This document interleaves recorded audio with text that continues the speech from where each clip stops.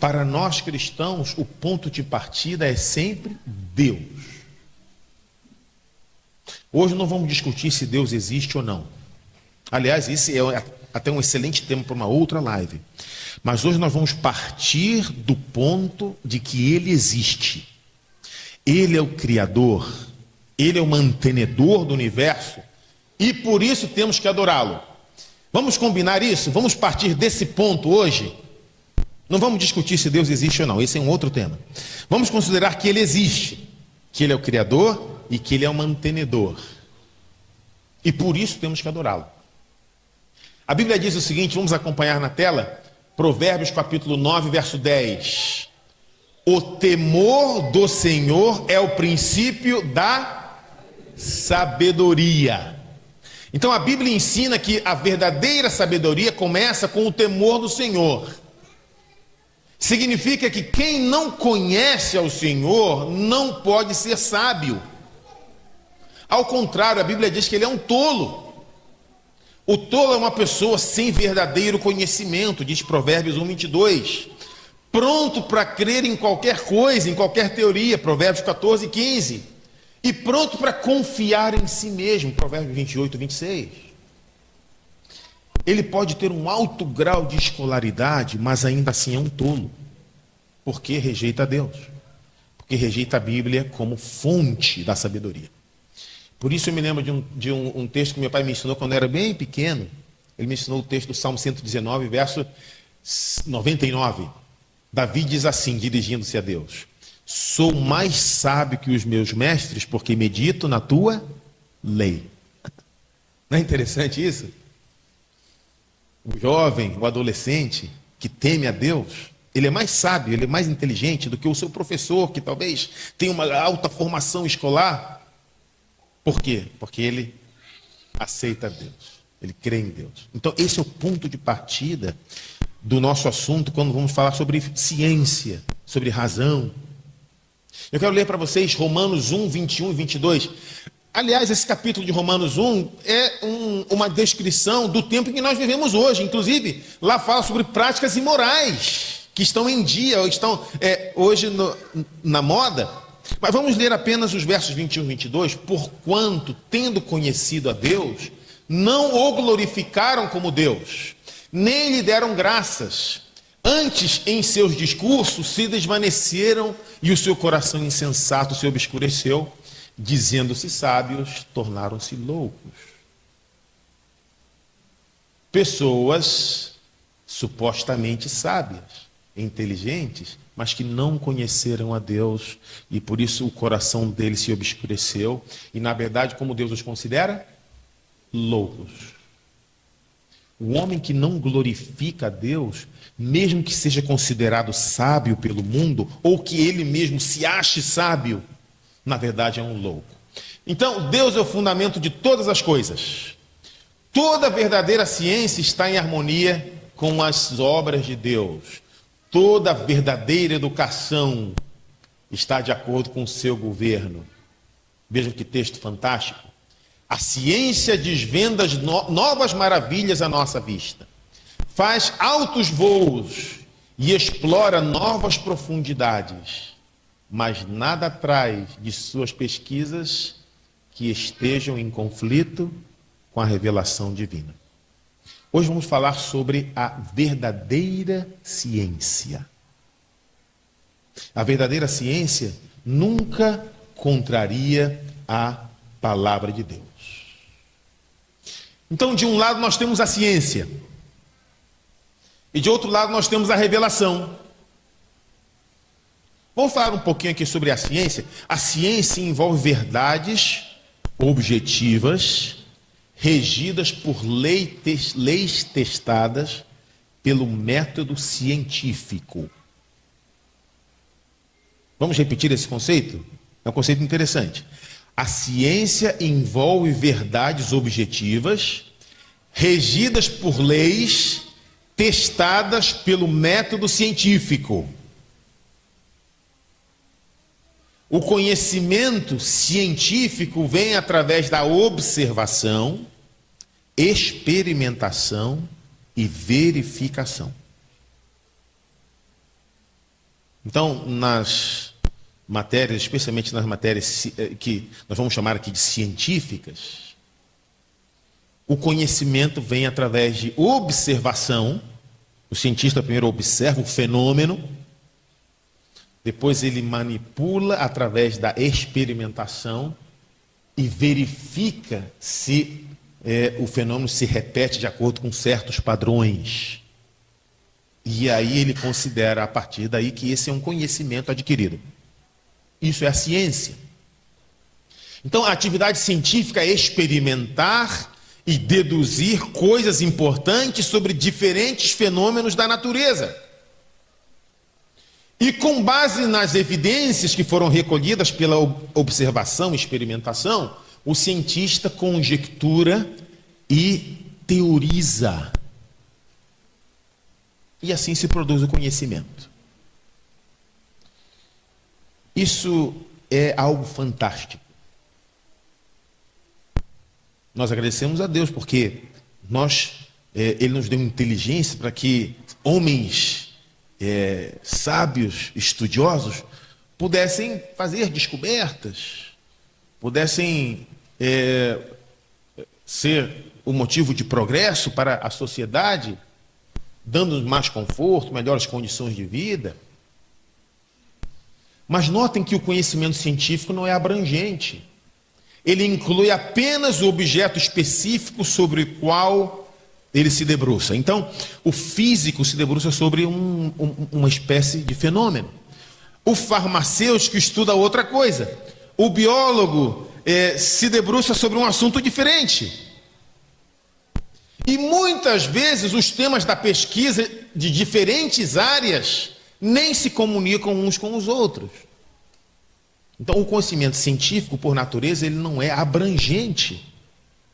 Outro ponto é que a ciência normalmente não se interessa pelo significado das coisas, mas apenas pelo modo como elas funcionam. O cientista normalmente não se preocupa com o aspecto moral ou ético dos fenômenos, ele apenas quer explicar como eles acontecem. Então, notem que por tudo isso nós podemos dizer que o conhecimento produzido pela ciência não é completo. Mas de maneira nenhuma dizemos que ele não é importante. Dizemos apenas que ele não é completo. Conhecimento completo é possível apenas através da revelação, que não vem por iniciativa do ser humano, mas de Deus. Eu quero ler para vocês o que o cientista Walter Heitler escreveu em 1968. Ele foi o ganhador da medalha Max Planck, uma das principais comendas e prêmios destinadas aos cientistas de todo o mundo. Olhem o que ele escreveu. A natureza definitivamente não pode ser discutida de modo completo em termos científicos sem incluir também a indagação por Deus. Fantástico isso. Então, para nós compreendermos a importância da revelação, nós temos que entender, prestem atenção nessa palavra, ela é importante. Temos que entender a incognoscibilidade de Deus. O que significa isso?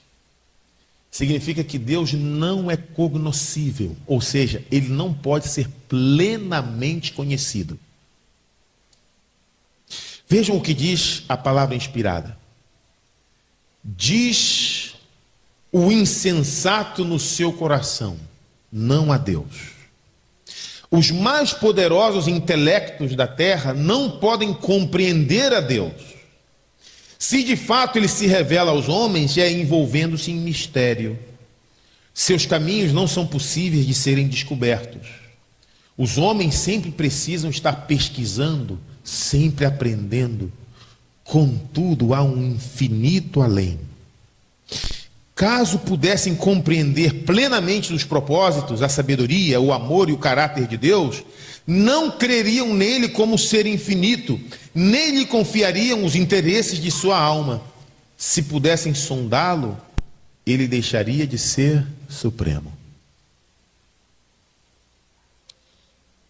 O cientista, e aliás, eles também não têm essa aspiração, não é? O verdadeiro cientista, ele não tem a aspiração de alcançar a plenitude do conhecimento. Por mais que se pesquise, por mais que se estude, sempre existe um vasto além. Algo que nós não conhecemos, algo que está envolvido em mistério. E Deus está muito além de nós. Deus é um ser infinitamente superior aos seres criados.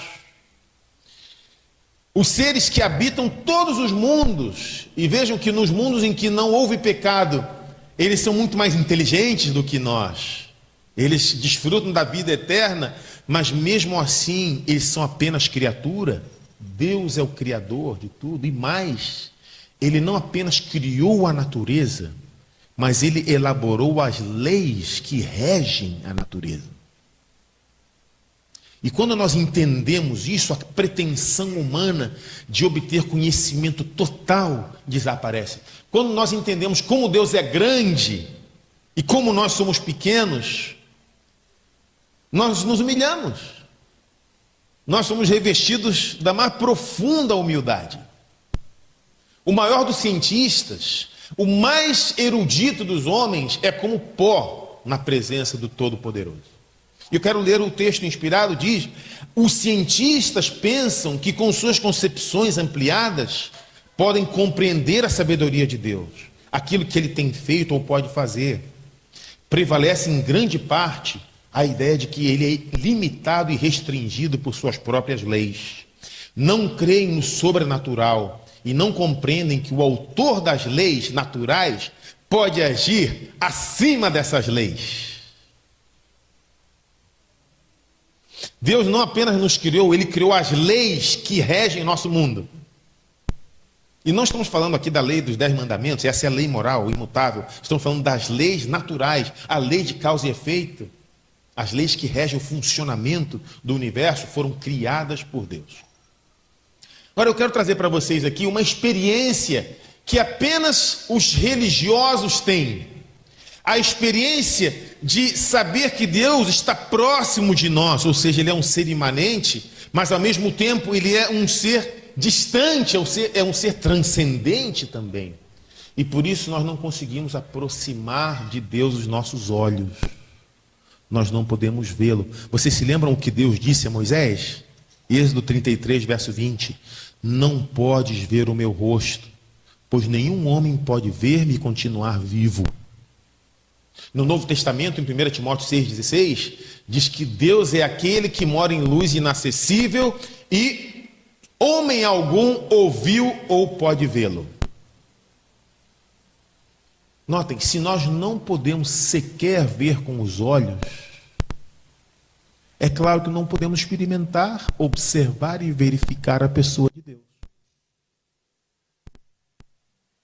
Porque o cientista, ele pesquisa o que ele vê. Ele vê, observa, experimenta, verifica. Vê, observa, experimenta, verifica. Mas nós não podemos nem ver a Deus. Então, se nós não podemos sequer ver a Deus com os nossos olhos, obviamente Ele está muito além do nosso alcance. Então, a existência de Deus não se submete ao método científico. Esse é um ponto pacífico para quem é cristão. Talvez você vai ouvir alguém argumentando assim: não, mas prova que Deus existe. Não há provas de que Deus existe. Vejam o que diz Agostinho: falamos sobre Deus, mas tu não o compreendes? Se o compreendes, não é Deus. Se nós compreendêssemos plenamente a Deus, Ele estaria no nosso nível. Nós vamos ver mais adiante que nós não podemos provar a existência de Deus, mas nós temos evidências da existência de Deus, que é outra coisa. Então a grandeza de Deus não permite que Ele seja objeto de verificação ou de demonstração, mas a questão vai mais longe. Além de não estar submetida ao método científico, a plenitude de Deus está fora do alcance do nosso pensamento. Você talvez poderia pensar assim: bem, eu não posso ver a Deus, mas eu posso imaginar como Ele é. Você realmente pode imaginar como Ele é, mas o alcance da sua imaginação, o alcance do seu pensamento é muito limitado. Nenhum esquema racional, nenhum sistema de ideias é capaz de explicar a pessoa, o caráter, as características ou a conduta de Deus. Nós não podemos explicar. Apenas sabemos aquilo que Ele nos revela. Vejam o que diz Isaías 55:8. Meus pensamentos não são os vossos caminhos, e vossos caminhos não são os meus. Palavra do Senhor. Como o céu está alto acima da terra, assim meus caminhos estão alto acima dos vossos, e meus pensamentos acima dos vossos. Quem somos nós, irmãos, diante de Deus? Quem somos nós para questionar a Deus? Isaías 40:28. Não sabes, não ouviste, que o eterno Deus, o Senhor, o Criador dos fins da terra, nem se cansa, nem se fatiga? Não se pode esquadrinhar o seu entendimento.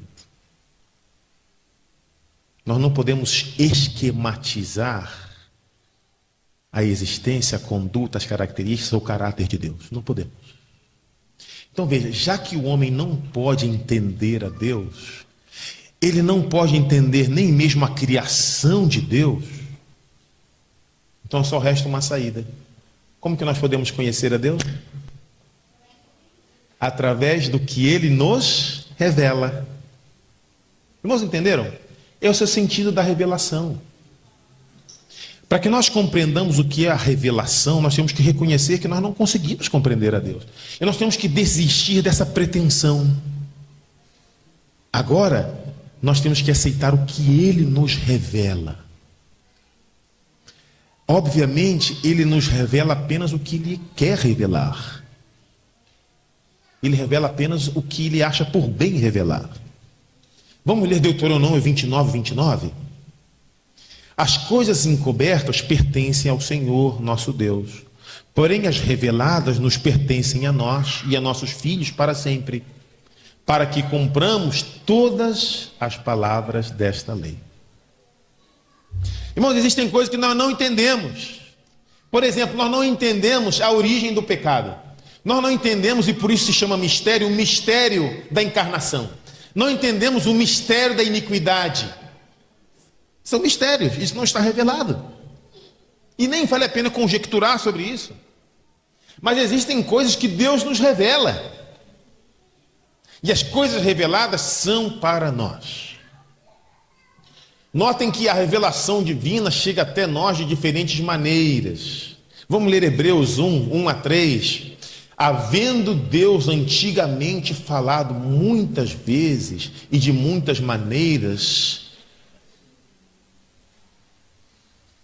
aos pais pelos profetas, nestes últimos dias a nós falou pelo Filho, Jesus, por quem fez também o mundo, sendo ele o resplendor da sua glória e a expressa imagem do seu ser.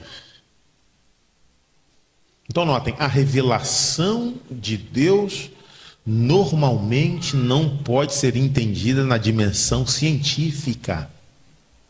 Mas existe uma dimensão que é mais ampla que a dimensão científica. Qual é? A dimensão da fé. Notem que fé não é ciência, ciência não é fé. Mas uma dimensão não exclui a outra. Como nós sabemos que o universo foi criado pela palavra de Deus? Eu estava lendo para esse assunto um texto que diz que Deus não apenas criou o mundo, Ele criou pela sua palavra. Isso é fantástico. Porque quando nós pensamos em criação do mundo, pensamos, não, alguém que montou, fez uma maquete, fez um projeto. Não, Deus falou. É só isso. E as coisas existiram. Ao homem, sim, Ele criou com as suas mãos. Só para nós sabermos quão especiais nós somos. Todas as coisas foram criadas pela boca de Deus, pela sua palavra. Mas o homem, ele moldou com as suas próprias mãos e depois soprou nele o fôlego de vida. Agora notem, em Hebreus 11:3, como nós sabemos disso tudo? Diz, é pela fé que entendemos que o universo foi criado pela palavra de Deus e que aquilo que pode ser visto foi feito daquilo que não se vê. Então é pela fé. Estamos mencionando aqui a questão da origem do universo, porque isso dá um nó muito grande na cabeça dos nossos estudantes, na cabeça dos nossos adolescentes e jovens que vão à escola ou frequentam a universidade, porque hoje existem teorias que simplesmente ignoram a participação de Deus. A ciência não tem uma resposta definitiva para a origem do universo, mas diversas teorias, entre aspas, científicas, foram formuladas, muitas delas desconsiderando a participação de um ser supremo, de um Criador. E a comunidade de vários cientistas e até o sistema educacional quer nos convencer de que não existiu um Criador. Mas essas teorias estão erradas. Irmãos, por que elas estão erradas? É tão simples. Por que essas teorias estão erradas? Porque elas ignoram a Deus. Então, qualquer explicação racional do mundo em que vivemos que ignora Deus, ela está errada. Porque o ponto de partida é Deus. Se nós tiramos Deus da equação, já começou errado. Esse é o primeiro ponto, Deus. Vamos ler o texto. Geólogos ateus afirmam que o mundo é muito mais velho do que indica o relato bíblico. Eles rejeitam o relato bíblico devido a certas coisas que para eles são evidências da própria terra, de que o mundo tem existido por dezenas de milhares de anos. Quando os homens deixam a palavra de Deus a respeito da história da criação e procuram explicar as obras criadas por Deus, valendo-se de princípios naturais, eles se encontram onde? Num ilimitado oceano de incertezas. Notem agora a próxima frase. Deus nunca revelou aos mortais exatamente como realizou a obra da criação em 6 dias literais. As obras criadas por ele são tão incompreensíveis como sua existência. Os evolucionistas dizem, mas como? Deus criou o nosso planeta em 6 dias. Isso é impossível pela ciência. Mas ele não vai saber mesmo, porque Deus não revelou. Deus não disse. O que nós sabemos é que Deus está acima de tudo. E Ele tem um poder ilimitado. E aqui, irmão, nós temos que ser coerentes. Tá? Nós temos que ser coerentes. Nós somos cristãos. Nós sabemos que Deus não nos revela tudo. Mas Ele nos revela muitas coisas. O funcionamento da grande maioria dos fenômenos naturais não foi revelado por Deus. Então, homens estudiosos, cientistas, pesquisam, desvendam cada vez os mistérios da natureza, que agora deixam de ser mistérios, não é isso? Então, notem, existem muitas coisas que Deus não nos revelou. Em relação a essas coisas, nós temos que pesquisar mesmo, temos que valorizar os homens da ciência. Talvez nós tenhamos pesquisadores aqui. Continue o seu trabalho. Agora vamos ser coerentes. Naquilo que Deus revelou, que Ele revelou pela sua soberana vontade, pelo seu eterno amor. E a revelação de Deus é amorosa também, porque Deus não nos revela coisas que não seriam para o nosso bem. Então Deus não nos revela tudo, porque talvez nós não suportaríamos tudo. A revelação de Deus é amorosa, então aquilo que Ele decidiu nos revelar, isso é real, isso é digno de confiança. E nós, como crentes, temos que acreditar, sob pena de sermos incoerentes. Irmãos, não sejamos incoerentes. Ou nós acreditamos que Deus existe e que o mundo foi criado como diz a palavra de Deus, ou nós não acreditamos. Se a Bíblia e a palavra de Deus, a palavra inspirada, dizem que o mundo foi criado em 6 dias literais, é porque Deus achou importante revelar isso para nós. Então não tem sentido eu afirmar que eu sou cristão mas eu prefiro acreditar na palavra dos cientistas, na teoria que eles criaram. Muitos deles são ateus. Teorias que violentam frontalmente a palavra de Deus. Não seria coerente da minha parte eu dizer que eu sou cristão, mas duvido da Bíblia. É coerente? Não. Então, pelo menos sejamos coerentes. Vejam o que diz a palavra inspirada. Vamos acompanhar o texto. Diz assim: inferências erroneamente tiradas dos fatos observados na natureza têm, entretanto, dado lugar a supostas divergências entre a ciência e a revelação. E nos esforços para estabelecer a harmonia, tem-se adotado interpretações das Escrituras que solapam e destroem a força da palavra de Deus.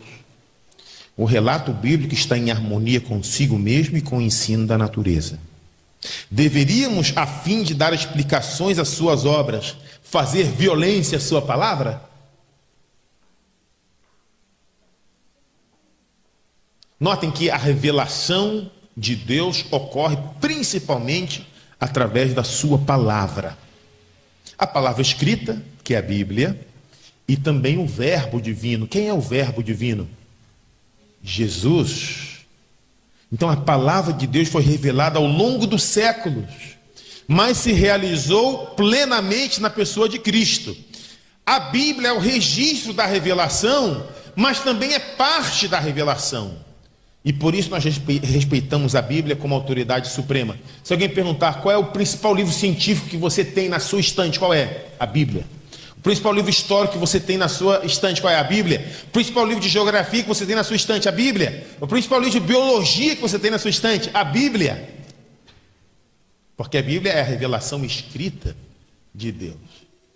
E esses dias eu ouvi numa live, fiquei pasmado, alguém dizendo assim: nós temos que obedecer mais a Deus e menos à Bíblia.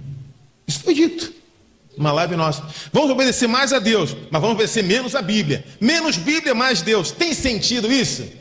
Não, é um pensamento equivocado, porque Deus e a Bíblia são inseparáveis. Deus se revela na Bíblia. A Bíblia é a palavra de Deus. Então nós não podemos separar a Bíblia do seu autor. Então as Escrituras são um meio essencial da revelação divina, mas não o único meio. Deus se revela também através de outras maneiras. Pois bem, nós discorremos bastante sobre a revelação, não é? Mas e a ciência? Onde a ciência entra? Nós temos aqui hoje, na igreja presencial e com certeza também na igreja online, muitos profissionais de áreas biológicas ou exatas, e talvez alguém se dedique à pesquisa, né? Onde a ciência entra no esquema de transmissão de conhecimento? Obviamente no esquema divino. Nós já vimos que o desenvolvimento científico não é contrário à palavra de Deus. Mas será que a ciência se coaduna com a revelação? O que os irmãos acham? A ciência combina com a revelação? Então eu quero apresentar para vocês uma teoria muito interessante, com a qual eu concordo, que foi pela primeira vez apresentada pelo protestantismo no século XVI. Diz assim, diz que Deus se revela através de 2 livros. Um nós já vimos qual é? A Bíblia, a revelação escrita. Mas qual é o segundo livro de Deus? Vocês sabem qual é o segundo livro de Deus? A natureza. Não é interessante isso?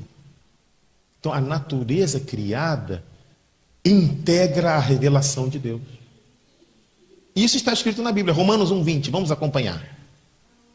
Porque as suas coisas invisíveis, desde a criação do mundo, tanto o seu eterno poder como a sua divindade se entendem e claramente se veem pelas coisas que estão criadas. Não é fantástico isso? Deus se revela na natureza que Ele mesmo criou. Isso está na Bíblia. Vamos ler um pensamento inspirado também. Deus é o autor da ciência. As pesquisas científicas abrem ao espírito vasto campo de ideias e informações, habilitando-nos a ver Deus em suas obras criadas.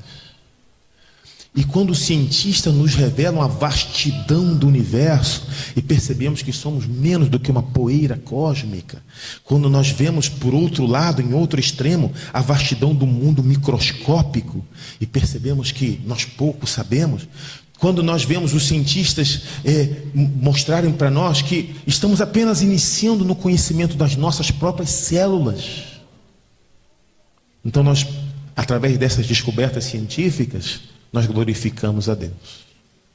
Vemos como Ele é maravilhoso, como Ele é fantástico. Então imaginemos a natureza e a Bíblia como textos originários do mesmo autor. Nós temos um texto, a Bíblia, e temos outro texto, a natureza. É claro que o texto da natureza não está escrito, mas vamos considerar que ambos foram elaborados por Deus. Ambos revelam a Deus de diferentes maneiras, em diferentes extensões. Esses dois livros podem ser lidos individualmente, mas o ideal é que eles sejam lidos lado a lado. A inspiração diz: toda verdade, quer na natureza, quer na revelação, é coerente consigo mesma em todas as suas manifestações. E eu quero ler para vocês o que um grande homem no passado, chamado João Calvino, escreveu. Ele escreveu assim: o conhecimento de Deus, que é claramente mostrado na ordem do mundo e em todas as criaturas, é ainda mais claro e familiarmente explicado na palavra. Então, o conhecimento de Deus que é mostrado aonde? Na natureza. Ele é mais claro. E ele recebe uma explicação mais detalhada na palavra. Irmãos, acompanhem comigo agora o raciocínio. Se os dois livros foram escritos pela mesma pessoa, eles podem contradizer-se? Não. Os dois livros foram escritos pela mesma pessoa, eles se contradizem? Não. Porque foi a mesma pessoa que escreveu. Irmãos, o nosso ponto de partida é sempre Deus.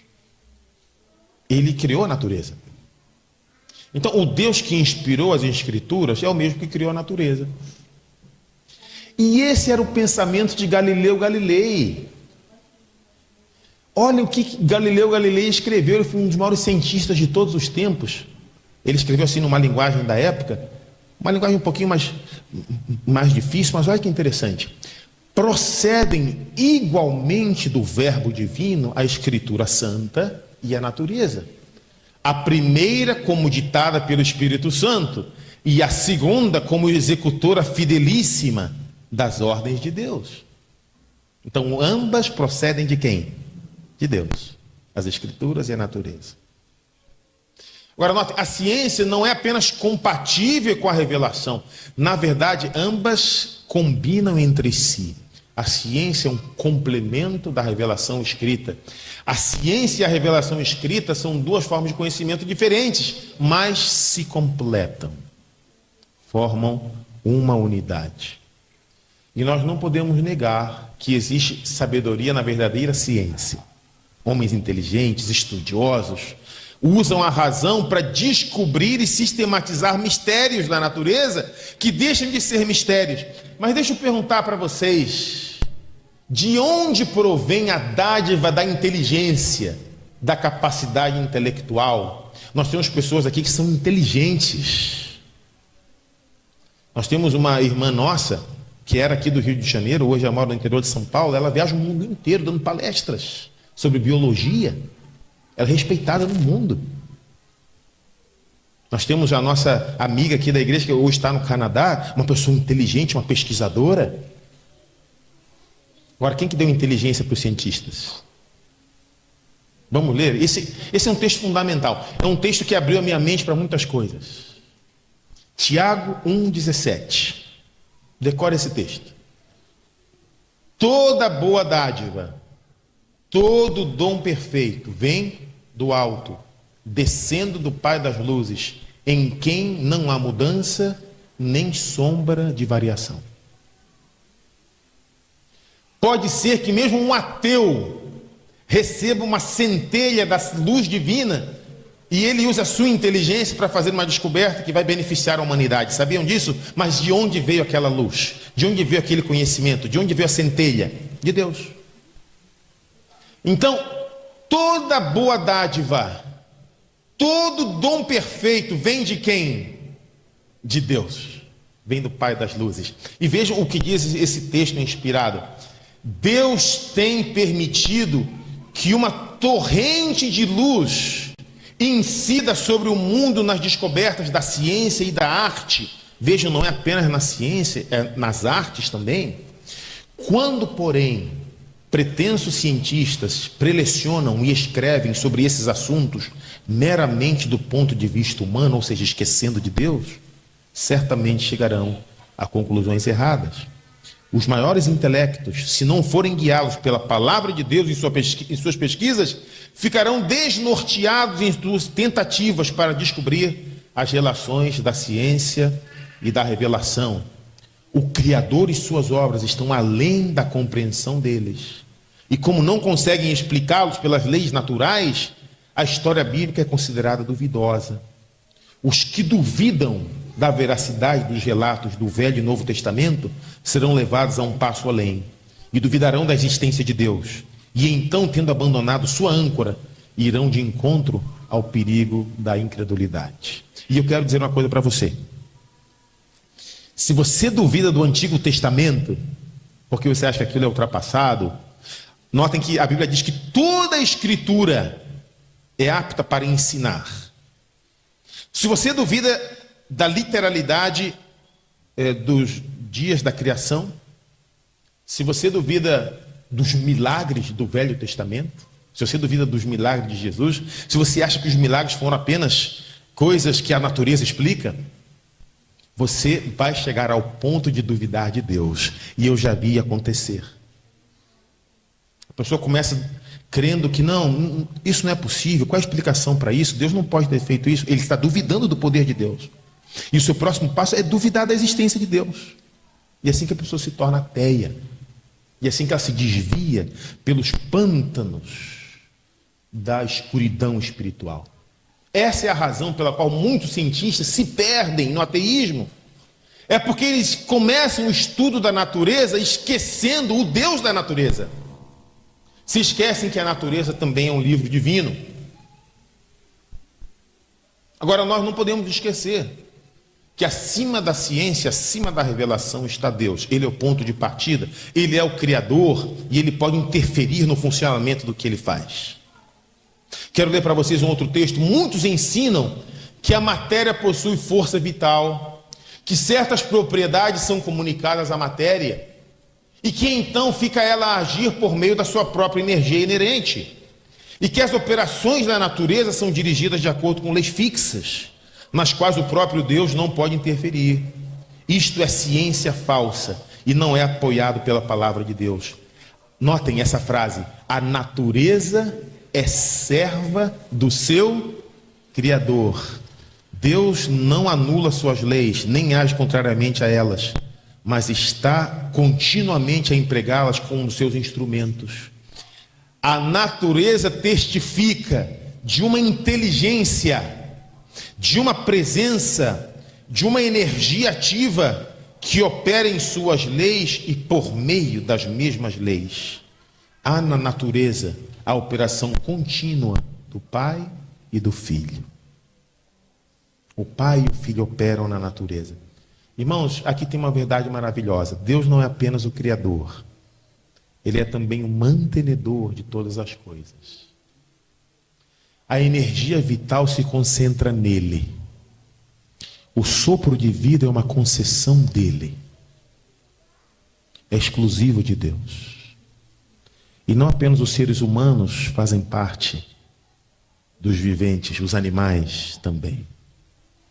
É Deus que sopra o fôlego de vida nos animais. E quando eles perecem, o sopro volta para Deus. Irmãos, nada acontece sem o consentimento dele. Deus está no controle. E muitas vezes, para cumprir os seus propósitos, ele interfere no funcionamento do mundo. Ele fez isso várias vezes. Ele atendeu o pedido de Josué para que o céu se detivesse em Ajalon. Ele atendeu o pedido de Ezequias para que o dia se atrasasse. Se você disser que Deus não se preocupa e que Deus não intervém, aí você é um deísta. O deísta é uma espécie de ateu funcional.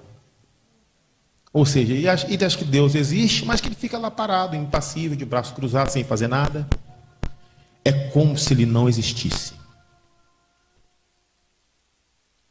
Pois bem, nós sabemos que a natureza e a revelação escritas são livros de Deus, né? Estão plenamente de acordo entre si. E nós sabemos também que os métodos pelos quais cada um deles produz o conhecimento são diferentes. Agora deixa eu perguntar para vocês. Se houver uma suposta colidência, um confronto entre a ciência e a revelação, como que o problema se resolve? O que acham os irmãos? Existem alguns teólogos cristãos que dizem assim, não, veja bem, o livro da natureza, ele tem mais importância que a revelação bíblica. Então, diante de uma verdade estabelecida pela ciência, que está em contradição com a leitura da Bíblia, o dever do teólogo é recuar e interpretar a Escritura para acomodar o sentido da Bíblia ao que foi descoberto pela ciência. Mas outros teólogos, como Calvino, por exemplo, eles dizem que a leitura do livro da natureza é que tem que ser corrigida pela Bíblia. Vamos ver o que a palavra inspirada diz? Eu quero ler 3 textos rapidamente. Primeiro, deve haver uma fé estabelecida na autoridade divina da santa palavra de Deus. A Bíblia não deve ser provada pelas ideias científicas dos homens. O saber humano é um guia indigno de confiança. Então, eu vou pegar aqui a Bíblia e dizer assim, eu acredito nela, mas se ela estiver de acordo com a ciência. Se a ciência diz uma coisa, eu já não acredito na Bíblia. É assim? Não. Outro texto. A Bíblia não deve ser provada pelas ideias científicas dos homens. Mas a ciência é que deve ser submetida à prova desse padrão infalível. Não está muito claro? E agora um terceiro texto. Aquele que tem conhecimento de Deus e de sua palavra tem consumada fé na divindade das Santas Escrituras. Ele não testa a Bíblia pelas ideias científicas do homem. Ele traz essas ideias ao teste da norma infalível. Sabe que a palavra de Deus é a verdade, e a verdade jamais pode contradizer-se. Seja o que for que nos ensinamentos da chamada ciência contradiga a verdade da revelação divina, é mera suposição humana. Irmãos, existem homens que confiam demais no conhecimento de outros homens. Sendo que a Bíblia diz em Jeremias 17:9, maldito o homem que confia no homem e faz da carne o seu braço forte. E esses homens citam a opinião de eruditos como se fossem infalíveis. Eles ensinam as deduções da ciência como se fossem verdades incontestáveis, né? Mas eles se esquecem de Deus. E essas pessoas perderam a simplicidade da fé. Se acham muito distantes da verdadeira ciência. Um outro texto diz, a pesquisa científica na qual esses homens se acham empenhados demonstrou ser um laço para eles, anuviou-lhes a mente e eles descambaram para o ceticismo. Têm uma sensação de poder e em vez de olhar para a fonte de toda a sabedoria, gloriam-se no conhecimento superficial que possam ter obtido. Exaltaram sua sabedoria humana em oposição à sabedoria do grande e poderoso Deus. E ousaram entrar em conflito com ele. A palavra inspirada declara que esses homens são insensatos. Irmãos, a verdadeira pesquisa científica levará o estudioso a louvar a Deus por suas maravilhosas obras. Eu quero ler para vocês o que disse Einstein. Vocês sabiam que muitos dos maiores cientistas de todos os tempos eram homens de fé inabalável? Por exemplo, Isaac Newton. Isaac Newton esperava a vinda de Cristo no século XIX. Ele era um adventista. Não fazia parte da organização adventista, mas ele aguardava a vinda de Cristo. Ele estudava as profecias. Ele escreveu mais sobre teologia do que sobre física. E, no entanto, ele é um dos maiores cientistas de todos os tempos. Notem o que escreveu Einstein. Vamos acompanhar? Dificilmente encontrareis um espírito que investigue profundamente a ciência, que não apresente uma religiosidade característica, que reside na admiração extasiada da harmonia das leis da natureza. Eu quero parar um pouco aqui. Talvez pouquíssimas pessoas, talvez nós contemos nos dedos de uma mão as pessoas que estudaram a natureza com a profundidade e a inteligência que Einstein estudou. E ele percebia que, olhando o que ele estava estudando, se debruçando sobre o objeto do seu estudo, ele percebia que existia algo fantástico ali. E ele escreveu: é difícil estudar profundamente a ciência sem se admirar, sem ficar extasiado com a harmonia das leis da natureza. E ele continua: aí se revela uma razão tão superior, ele estava falando de Deus, que todo o sentido posto pelos humanos no seu pensamento não é mais do que um reflexo nulo em relação a elas. Einstein reconheceu a sua pequenez, a sua insignificância diante da criação de Deus. Irmãos, a revelação e a ciência andam juntas. Ninguém crê ou deixa de crer em Deus por causa da ciência. Por outro lado, ninguém deixa de ser cientista por causa da fé. Não se confundam. Se alguém te disser: mas você é um cientista, abandona a sua igreja. Não. Fale para eles de Einstein, de Isaac Newton. Mas existe uma diferença fundamental entre fé e ciência. A ciência estuda apenas o que se vê. A fé, diz em Hebreus 11:1, é a certeza das coisas que se esperam e a segurança das coisas que não se veem. Olha o que Agostinho falou: a fé e a razão caminham juntas, mas a fé vai mais longe. Porque nós não podemos conhecer a Deus pela razão, mas podemos conhecê-lo pela fé. Os mistérios do cristianismo jamais podem ser explicados por argumentos ou explicações racionais. Mas nós aceitamos pela fé. A fé não se opõe à razão. Nós podemos dizer que a fé é arracional, porque ela não provém de um raciocínio. A fé é um dom de Deus. Nós podemos dizer que a fé é suprarracional, porque ela ultrapassa o raciocínio. Mas nós não podemos dizer que a fé é irracional. A fé não é irracional. A filosofia que defende que a fé é irracional chama-se fideísmo. Fideísmo é o sentimento do crédulo, né? É uma fé que ignora a razão. O fideísta acredita por acreditar. É como um místico, né? Que faz uma aposta, crê no amuleto. Isso não é fé. A fé, na verdade, ela se baseia em evidências. Irmãos, é verdade que se Deus diz, eu acredito? Sim, é verdade. Mas, por outro lado, Deus não seria tirano e impedir que eu acreditasse 100% nele no vácuo. Não. Deus nos deixa evidências. A nossa fé não se baseia no nada. Ela se baseia em evidências. Quantas vezes nós tivemos evidências do amor de Deus? Né? Às vezes uma palavra amiga, às vezes um livramento, talvez uma impressão forte na nossa mente, talvez a resposta a uma oração. Você já fez uma oração que foi respondida? Você não pode comprovar cientificamente a resposta à sua oração, mas você tem uma evidência. E nós damos graças a Deus porque Ele deu a maior evidência da sua existência, do seu amor por nós. Diz a Bíblia que Ele amou tanto o mundo que deu o seu Filho unigênito, para que todo aquele que nele crê não pereça, mas tenha a vida eterna. E aí nós sabemos que Deus existe. E nós temos evidências para fundamentar a nossa fé. Mas os discípulos não tinham fé. Por isso eles pediram: Senhor, aumenta a minha fé. Eu quero fazer um apelo aqui aos nossos irmãos que estão aqui nessa manhã, também a igreja virtual. Peço ao Senhor que aumente a sua fé.